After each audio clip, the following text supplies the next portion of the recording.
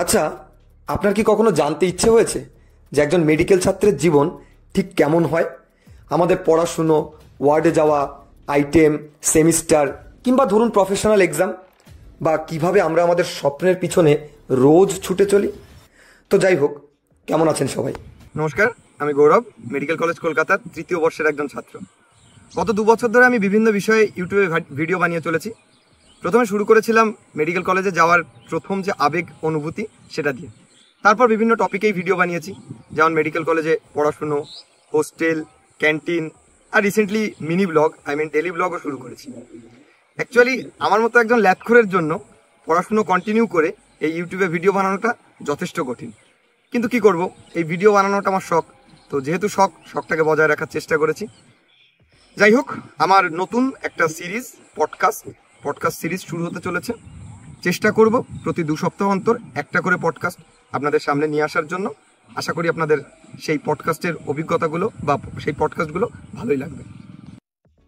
তো গাইজ, আজকে ফার্স্ট যে এপিসোডটা, সেই এপিসোডে আমার সাথে যিনি আছেন তোমরা দেখতে পাচ্ছেন, পরিচয়টা দাদা বলুন। হ্যাঁ, আমি হচ্ছে মেডিকেল কলেজের ছোট ডাক্তার, যাদেরকে রোজ দুবেলা করে পেশেন্ট পার্টিকে আর পেশেন্টকে বলতে হয় যে বড় ডাক্তারবাবু কখন আসবেন। তো আমি এখন মেডিকেল কলেজে ইন্টার্ন। এখন আমার 2nd মে থেকে ইন্টার্নশিপ শুরু হয়েছে।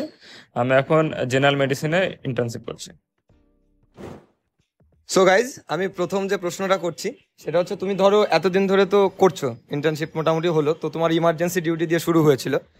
তো এখন অবধি তোমার সাথে ঘটা সব থেকে ক্রেজি ঘটনা, মানে যেটা তোমার মজা, মানে খুব হাসিয়েছে যে ঘটনাটা, এরকম কোনো ঘটনা যদি থেকে থাকে? হ্যাঁ, সেরকম তো অনেক আছে, কিন্তু বলতে এখন মনে পড়ছে একটা। সেটা হচ্ছে, আমার সেদিন এমার্জেন্সি লাস্ট ডিউটি ছিল, এবার রাত্রি ডিউটি ছিল, রাত 8টা থেকে সকাল 8টা অব্দি ডিউটি। এবার রাত 4টের পর থেকে জেনারেলি পেশেন্ট কম আসে। এবার সেদিন সকাল 5:30টার সময় একজন বিহারি ভদ্রলোক এসছেন, দিয়ে এসে আমাকে বলছেন, ডক্টরবাবু রাবিশ কা সুই লাগা দিজিয়ে। রাবিশ কা সুই লাগা দিজিয়ে। এবার প্রথমে যদি কোনো পেশেন্ট নিজে থেকেই ডাক্তারি করে এসে বলে যে ওই ইঞ্জেকশনটা কি অমুক ওষুধটা দিয়ে দেয়, প্রথমে আর নিজে একটা রাগ হয় ভিতর থেকে যে আমাকে কি, মানে ডাক্তারিটা আমি পড়েছি। এবার উনি এসে বলছে রাবিশ কা সুই লাগা দিয়েছে। আমি তো বুঝছিলাম রাবিশের সুই। আমি ওখানে নাকি জিজ্ঞেস করলাম হয়তো র্যাবিসের ভ্যাকসিন বা কিছু। আমি জিজ্ঞেস করলাম আপনার কি কুকুরে কামড়েছে? দিয়ে বলে না, তো আমার কুকুরে কামড়ায়নি, মানে হিন্দিতেই বলেছে। তা আমি কিছু বুঝতেছি না। তো আমি একটা অন্য পেশেন্টের ট্রিটমেন্ট করছিলাম, বলে আমার বন্ধু যে ছিল রোহিত, তোকে বললাম এই পেশেন্টটাকে দেখ। এবার ও পেশেন্টের সঙ্গে কথা বলেছে, তারপরে অন্য পেশেন্ট পার্টি হেল্প করেছে ওনার ওই রাবিশ কা সুই লাগা দিজিয়ে এটার মানে বোঝার জন্য। তো ও পরে বুঝতে পেরেছে বাড়ি ভাঙার যে মশলাপত্র হয় না, বাড়ি ভাঙার পর ওটা ওনার হাতে পড়ে গিয়েছিল, যেটাকে রাবিশ বলে ইংরেজিতে। হ্যাঁ, তো ওনার ইঞ্জেকশন চাইছিলেন, টিটেনাস টক্সয়েড। তো আমার বন্ধু সেটা বুঝতে পেরে ওনাকে একটা রাবিশ কা সুই দিয়ে দিয়েছে। আচ্ছা। তারপরে আমরা এমার্জেন্সিতে একটা ফাঁকা হলে আমরা নিজেদের মধ্যে বসে আছি। তো আমি দেখছি না ওই ভদ্রলোক আবার বেরিয়ে আসছে, আমি ভাবলাম আবার হয়তো কোনো কমপ্লেন নিয়ে এসছেন। দেখলাম না, উনি পকেটে হাত দিলেন, তারপরে দেখলাম পকেট থেকে অনেকগুলো কয়েন বের করলেন। আচ্ছা। তারপর ওনার বাঁ হাতে রাখলেন সব কয়েনগুলো। তারপর দেখলাম ওখান থেকে আবার 2টো কয়েন ছড়িয়ে নিলেন, নিজে পকেটে রাখলেন। আচ্ছা। তো সে কয়েন করে বের করে আমার বন্ধু রোহিত ওদিকে এখন, ডক্টরবাবু চায় পি লিজিয়েগা। তো আমার বন্ধু তখন প্রতি বললো না না, চায় পিনে কা পয়সা দের মিলতা है। তো এরকম অনেক এক্সপিরিয়েন্স আছে। আচ্ছা আচ্ছা। তো ধরো তোমার ইয়ার দিয়ে শুরু হয়েছে, তোমার প্রথমে এমার্জেন্সিতে তুমি ডিউটি করেছো। তো এমার্জেন্সি ডিউটির ক্ষেত্রে তোমার সব থেকে কমন কেস কোনগুলো পেয়েছো, যে এইগুলো সব থেকে বেশি আসে?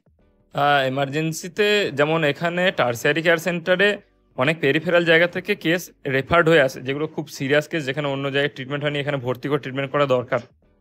তার সাথে যেগুলো আসে আশেপাশে এরিয়া থেকে, সেগুলো হচ্ছে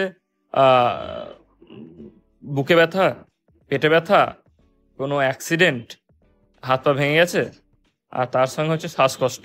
এইগুলোই হচ্ছে খুব কমনলি আসে। তার সঙ্গে কিছু রেয়ার কেস তো চলে আসে।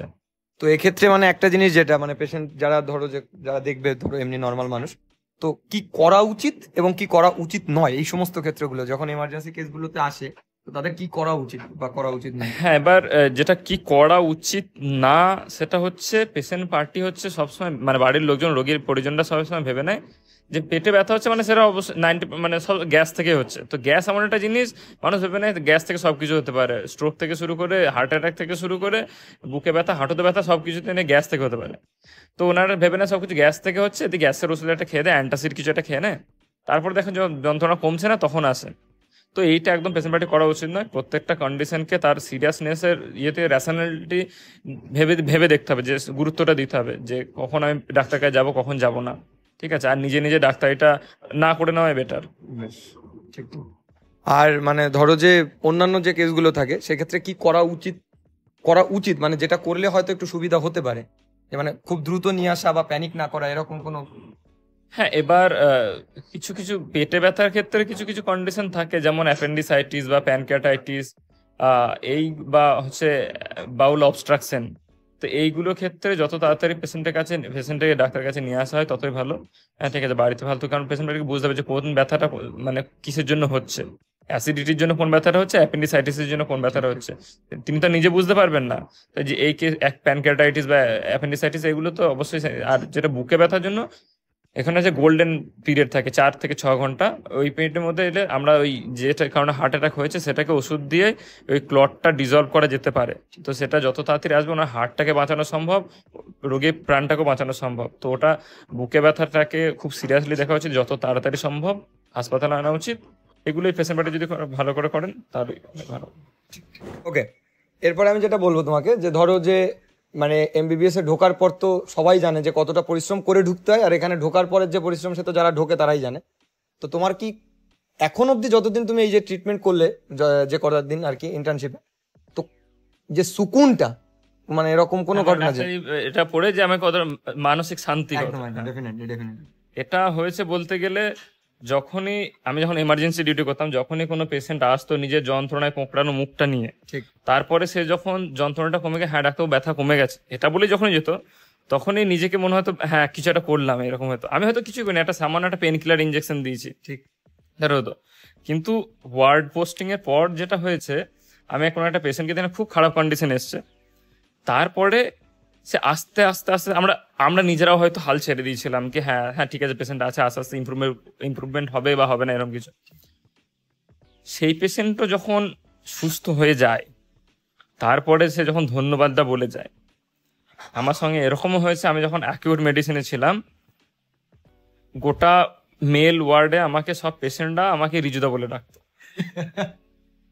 একটা 55 বছর ভদ্রলোক একদিন আমার সিনিয়র দিদিকে, আমার যে কো ইন্টার্ন আছে তাকে জিজ্ঞেস করছে, মানে রিজুদা তো তোমার ডাক নাম, বাড়ির ডাক নাম। হ্যাঁ, তো বলছে এটা কি করে জানলো সেটা? এটা হচ্ছে দুটো বাচ্চা এসে ভর্তি হয়েছিল। আচ্ছা আচ্ছা।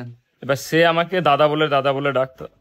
সে বাড়ি যাওয়ার সময় বলেছিল দাদা তোমার ফোন নাম্বারটা নিয়ে যাবো। আচ্ছা। এবার সে ফোন নাম্বারটা দেওয়ার সময় বলেছিল দাদা তোমার নামটা। এবার আমার নামটা যেহেতু আমি বড় ধরনের একটা নাম, সেজন্য আমি বলেছি না এই রিজু বলে সেভ করে রাখো। আচ্ছা আচ্ছা আচ্ছা। সেটা পেশেন্ট পার্টি শুনে নিয়ে সেখান থেকে রিজুদা হয়ে গেছে। হ্যাঁ, সাম্যব্রত ঘোষ থেকে রিজুদা। পেশেন্ট পার্টি আমাকে বলছে যে রিজুদা, তারপর বলছে যে আমি না সবগুলো রিজুদাকে বলেছি, হ্যাঁ এবার আপনি একটু ইয়ে করে দিলে হয়ে যাবে আর কি। তো পেশেন্ট পার্টি এরকম আছে। এবার সুকুনে মোমেন্ট বলতে গেলে যখন পেশেন্ট পার্টি সুস্থ হয়ে যায়, একবার ঘটনা ঘটেছিল যে একটা থ্যালাসেমিয়া পেশেন্ট ছিল, তার থ্যালাসেমিয়া থেকে বডিতে, থ্যালাসেমিয়া পেশেন্টকে বারবার রক্ত দিলে তার শরীরে রক্তের সঙ্গে যে শরীরে যে আয়রন থাকে, লোহাটা জমে যায়। সেখান থেকে তার কিডনি ড্যামেজ হয়েছিল, আর তার সঙ্গে তার প্যানক্রিয়াসটাও ড্যামেজ হয়ে গেছিল, অগ্নাশয়। সেটার থেকে তার ডায়াবেটিস হয়ে গেছিল, সুগার হয়ে গেছিল। সেই সমস্যাগুলো নিয়ে ভর্তি হয়েছিল। তার অ্যাসাইটিস হয়ে গেছিল, পেটে জল জমে গেছিল। কিন্তু তার বাবা মা ওখানে থাকতো, তার দিদিও মাঝে মাঝে ওখানে থাকতো। বা তার পেশেন্টটাকে মানে ইভেন সেরকম হয়েছিল, থ্রম্বোফ্লেবাইটিস হয়ে গেছিল, ভেনগুলো সব জ্বলে গেছিল, শরীরের শিরাগুলো। ওকে ইঞ্জেকশনও দেওয়া যেত না, একটা ইঞ্জেকশন দিলেও লাফিয়ে উঠতো, চিৎকার করে উঠতো, যেন কেউ আগুন লাগিয়ে দিয়েছে। তো ওই পেশেন্টটা যখন বাড়ি গেল সুস্থ হয়ে, তোর মা আমাকে বলেছিল ডাক্তারবাবু আমাদের বাড়ি ওখানে আসবেন, বাঁধের হাওয়া খেলে আপনার মন ভালো হয়ে যাবে। বাহ। আমি বলেছিলাম যে না আমি গ্রামের ছেলে, আমার বাঁধের হাওয়া দরকার, আমি গ্রাম থেকে মাঠের হাওয়া খেয়ে এসেছি, আমার কোয়েন্টেনটাকে নিয়ে যাবেন। হ্যাঁ, ও শহরে বড় হয়েছে। তো বাবা বলছে ঠিক আছে তাহলে হাওয়া খাবেন না, আমি মাছ খাওয়াবো। তাহলে মাছ বলে আমার 100 বিঘা মাছের ভেরি আছে, এখানে লুঙ্গি পরে বসে আছে, মানে ভাববেন না যে আমি খুব লোক। আচ্ছা আচ্ছা ঠিক আছে। তারপর উনি নাম্বারটা আমার নিয়ে গেছিলেন, তারপরে সপ্তাহে আমাদের আউটডোর ছিল, আমি আউটডোর যাইনি, আমার যে কোয়েন্টান ছিল। তো সেদিন সকাল 8টার সময় ফোন করেন, ডাক্তারবাবু আপনারা কি আউটডোরে থাকবেন? আমি বলি হ্যাঁ, আমি কিংবা আমার কোয়েন্টান থাকবে কেউ। তো বলে ঠিক আছে। তারপরে আমার যে কোয়েন্টান ছিল সে আমাকে ফোন করে দেখ অমুক পেশেন্টের বাড়ির লোক তোকে খুঁজছে, আচ্ছা ঠিক আছে আমি খুঁজে নিচ্ছি। তো আউটডোরে গেছিল পেশেন্ট, এবার আউটডোরে ঢোকার মুখে যে সিকিউরিটি থাকে ওর সঙ্গে একটু ইয়ে করে উনি ঢুকেছিলেন ঝাউটা করে যে হ্যাঁ ডাক্তারবাবু আমাকে ডেকেছে, কথা বলতে হবে। এবার বড় ডাক্তারবাবুর সামনে আর উনি বলতে পারছেন না উনি কি জন্য দেখা করতে এসেছেন। বেরিয়ে যাওয়ার সময় উনি লুকিয়ে রেখেছে, ম্যাডাম মাছ এনেছি মাছ এনেছি। তো উনি ওখান থেকে, এইটা তো ধরো যে জেনারেলি মানে পিজি করার পরে যখন মানে ফেমাস হয়ে যায় তখন তো তুমি ইন্টার্নশিপ এরকম ব্যাপার হয়ে যাচ্ছে, হ্যাঁ বিরাট বড় প্রাপ্তি এটা একদম। তো মনে হয় যে সত্যি হ্যাঁ মানে কিছু একটা করছি লাইফে সিরিয়াসলি, মানে এরকম ব্যাপার হলে সেটা তো মানে বিশাল বড় প্রাপ্তি জীবনে। মানে এখানে হয়তো এমবিবিএস এর মানে এটা সত্যি কথা যে এটা এত পরিশ্রম করাটা এখানেই সার্থক। তারপরে আর একটা যদি বলতে পারি, একটা 17 বছরের মেয়ে ছিল, প্রথমে আমি দেখেছিলাম সে যখন ভর্তি হয়েছিল রক্তাল্পতার ওইটা, হ্যাঁ হ্যাঁ আচ্ছা আমি হয়তো তোকে বলেছি, হ্যাঁ ঠিক বলো। তো গলায় দেখলাম এখানে অলরেডি একবার সার্জারি হয়েছে, তার স্কার মার্কটা আছে, সেই দাগটা আছে। আমি ওকে জিজ্ঞেস করলাম গলায় এমন কি হয়েছিল, তো বলেছিল যে আমি 15 বছর বয়সে অ্যাসিড খেয়ে নিয়েছিলাম। আচ্ছা আচ্ছা, আমি ভুল করে নাকি, বলছে না বাবা মেরেছিল, বাবার উপর রাগ করে। ঠিক আছে, এবার যেহেতু আমি আর কারো পার্সোনাল লাইফ নিয়ে কিছু জিজ্ঞেস করিনি, কিন্তু আমি যখন ডিউটি করতে যেতাম মেয়েটা রোজ নিজে থেকেই তার লাইফের ঘটনা আমাকে কিছু না কিছু বলতাম। ঠিক ঠিক। তারপরে 3-4 দিন পরে আমি একদিন ডিউটিতে গেছি, তারপরে আমাকে সে বলে, স্যার আমি তো এবছর মাধ্যমিক পাস করলাম, তো জানি খুব ভালো মানে নাম্বার হয়নি কিন্তু পাস করে গেছি, তো আপনার সঙ্গে কথা বলেন আমার খুব ভালো লাগছে, আমি এবার খুব ভালো করে পড়াশোনা করব, আমি এবার খুব ভালো করে পড়াশোনা করে এইচএসটা খুব ভালো করে দিতে চাই। বাহ, এগুলো যখন শুনি তখন মনে হয় হ্যাঁ সত্যি এগুলো মানে সত্যি প্রাপ্তি, সত্যি প্রাপ্তির মতো ব্যাপার। তো কেমন লাগলো ভিডিওটা অবশ্যই কমেন্ট করে জানাবেন। হয়তো অনেক ভুলভ্রান্তি আছে ফার্স্ট এপিসোডে, চেষ্টা করবো পরের এপিসোডগুলোতে যাতে সেই ভুলভ্রান্তিগুলোকে সংশোধন করা যায়। As you know, you have the power to rewrite your story. Choose resilience and motivation over defeat. দেখা হচ্ছে পরের ভিডিওতে।